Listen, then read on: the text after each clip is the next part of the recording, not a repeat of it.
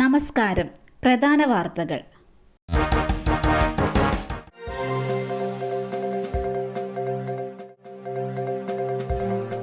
കന്യാകുമാരി കോതയാറിൽ ഭൂചലനം. കന്യാകുമാരി ജില്ലയിലെ കോതയാറിന്റെ പരിസര പ്രദേശങ്ങളിൽ ഇന്നലെ നേരിയ തോതിൽ ഭൂചലനം അനുഭവപ്പെട്ടതായി നാട്ടുകാർ പറഞ്ഞു.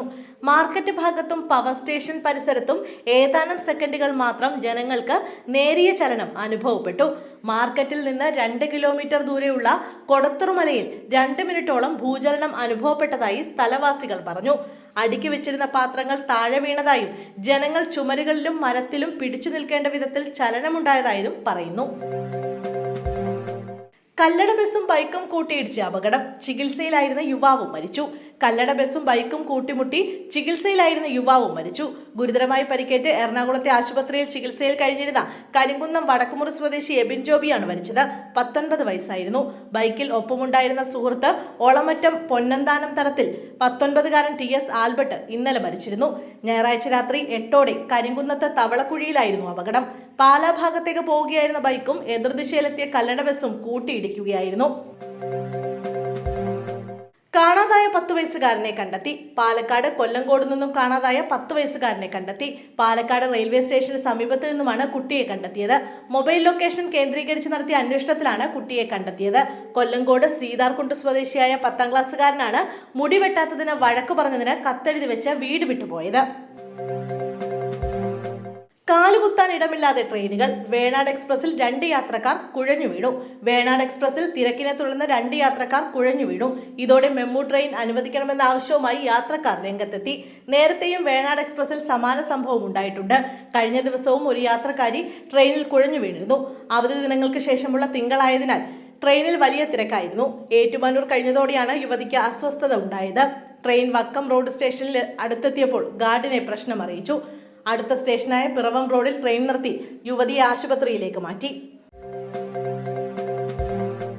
മോഷ്ടിച്ച ചെക്ക് ഉപയോഗിച്ച് സഹകരണ ബാങ്കിൽ നിന്നും പണം തട്ടാൻ ശ്രമം. ജീവനക്കാരും കൂട്ടാളിയും അറസ്റ്റിൽ. തൊടുപുഴ സർവീസ് സഹകരണ ബാങ്കിൽ നിന്ന് പണം തട്ടാൻ ശ്രമിച്ച ജീവനക്കാരനും കൂട്ടാളിയും അറസ്റ്റിൽ.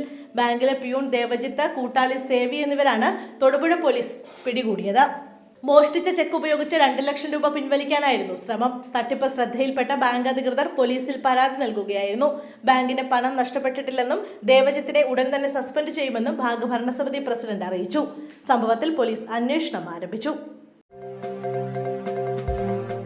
വിദ്യാർത്ഥികളുമായി പോവുകയായിരുന്ന സ്കൂൾ ബസിന്റെ പിൻചക്രം ഊരിത്തെറിച്ചു.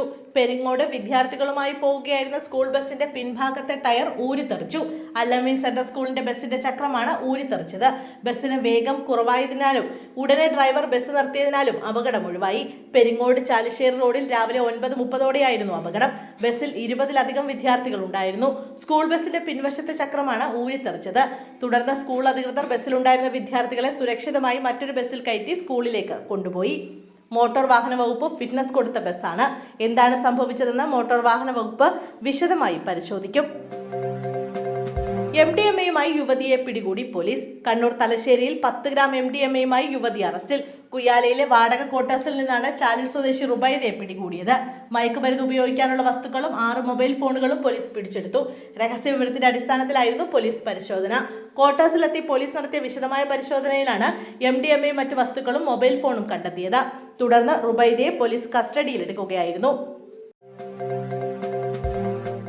സുഭദ്ര കൊലപാതകം തെളിവെടുപ്പ് പൂർത്തിയായതായി പോലീസ്.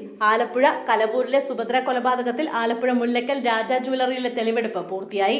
സുഭദ്രയുടെ 5 ഗ്രാം വരുന്ന സ്വർണ്ണവള ഷർമിള ഈ കടയിലാണ് വിറ്റത്. സ്വർണം ഉരുക്കിയിരുന്നതായി പോലീസ് വ്യക്തമാക്കി. കഴിഞ്ഞ ദിവസം കലവൂർ കോർത്തുശ്ശേരിയിലെ വീട്ടിലും പോലീസ് തെളിവെടുപ്പ് നടത്തിയിരുന്നു. കൊലപാതകത്തിലെ പ്രതികളായ മാത്യൂസിനെയും ഷർമിളയെയും വെവ്വേറെ എത്തിച്ചായിരുന്നു വീട്ടിൽ തെളിവെടുപ്പ് പൂർത്തിയാക്കിയത്. ശിരൂർ തെരച്ചിലിൽ നിർണായക കണ്ടെത്തൽ. അർജുന്റെ ലോറിയുടെ ഭാഗം കണ്ടെത്തുന്നത് ഇതാദ്യം. കർണാടകയിലെ ശിരൂരിൽ ദേശീയപാതയിലെ മണ്ണിടിച്ചിലിനെ തുടർന്ന് കാണാതായ കോഴിക്കോട് സ്വദേശി അർജുൻ അടക്കം 3 പേർക്കായുള്ള തെരച്ചിൽ നിർണായക കണ്ടെത്തൽ. അർജുൻ ഓടിച്ചിരുന്ന ലോറിയുടെ ലോകഭാഗം കണ്ടെത്തി. ലോറിയുടെ പിന്നിലെ ഡോറിന് താഴെയുള്ള ഇരുമ്പ് കമ്പിയാണ് തെരച്ചിലിൽ കിട്ടിയത്. ലോറിയുടെ RC ഉടമ മുബീൻ ലോകഭാഗം തിരിച്ചറിഞ്ഞു. മാസങ്ങളായി നടത്തുന്ന തെരച്ചിലിൽ അർജുന്റെ ലോറിയുടെ ലോകഭാഗം കിട്ടുന്നത് ഇതാദ്യമായാണ്. മലപ്പുറത്ത് സ്ഥിരീകരിച്ചത് എംപോക്സിന്റെ അതിവേഗം വ്യാപിക്കുന്ന വകഭേദം. ഇന്ത്യയിൽ ആദ്യം. അതീവ ജാഗ്രത.